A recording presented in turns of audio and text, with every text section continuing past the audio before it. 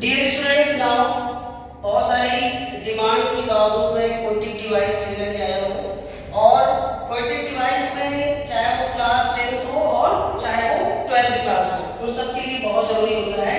हालांकि मैंने ऑलरेडी पहले से इसमें लिख दिया है कि समय बहुत ज़्यादा वेस्ट ना हो और मैं आपको यहाँ से एक्सप्लेन करके समझा दूंगा कि किस तरह से ये वर्कआउट होती है।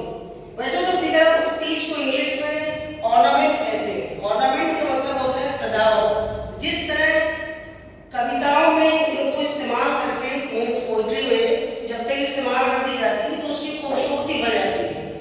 और खूबसूरती से याद आया कि अगर आप इसको पढ़ना चाहते हैं तो इसका आप इस तरह से पढ़ सकते हैं, जैसे कि एक फार्मूला दिया हुआ है शैम्पू करके।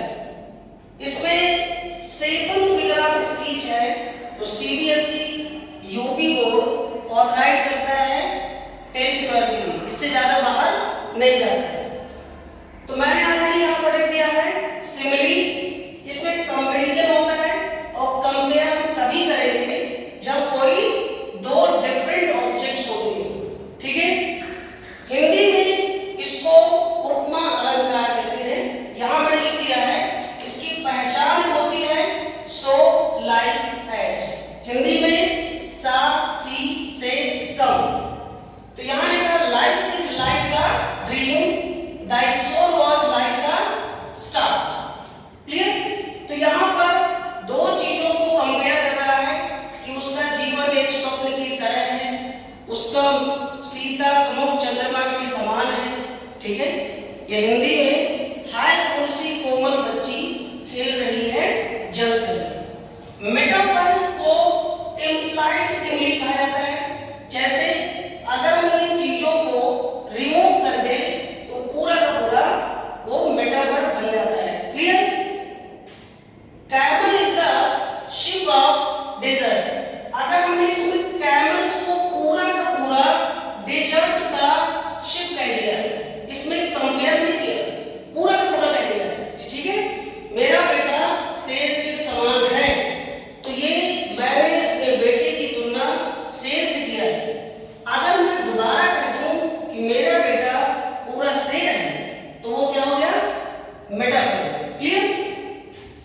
पर्सोनिफिकेशन का मतलब मान लिया जाता है कोई नॉन लिविंग थिंग हो लिविंग थिंग्स में। इनएनिमेट ऑब्जेक्ट्स हो, अब्स्ट्रैक्ट आइडियाज हो, इनको ऐसे प्रदर्शित किया जाता है मानो उनमें जीवन हो। क्लियर? Love is blind. जब लव शब्द ही एक अब्स्ट्रैक्ट विचार है तो भला वो ब्लाइंड कैसे हो सकता है, मतलब अंधा कैसे हो सकता है?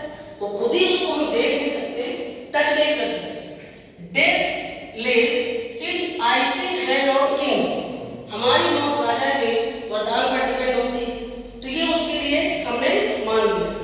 हाइपरबोल्स का मतलब किसी भी चीज को इतना बढ़ा चढ़ाकर ओवर स्टेटमेंट कर दिया जाता है, ग्रेटर इंप्रेशन में उसको रिव्यू किया जाता है। जैसे वह इतना रोई कि मानो समुद्र भर गया, तो ये बढ़ा चढ़ा के बोल गया। किसी के रोने से समुद्र कैसे भर सकता है? Are you understanding?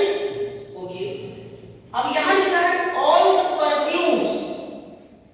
अरब के सारे परफ्यूम्स मैंने अपने हाथों में लगा लिया, लेकिन मेरे हाथों से ब्लड की खुशबू को रिमूव नहीं कर पाया।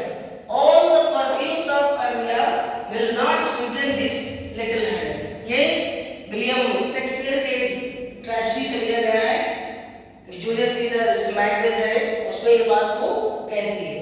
क्लियर?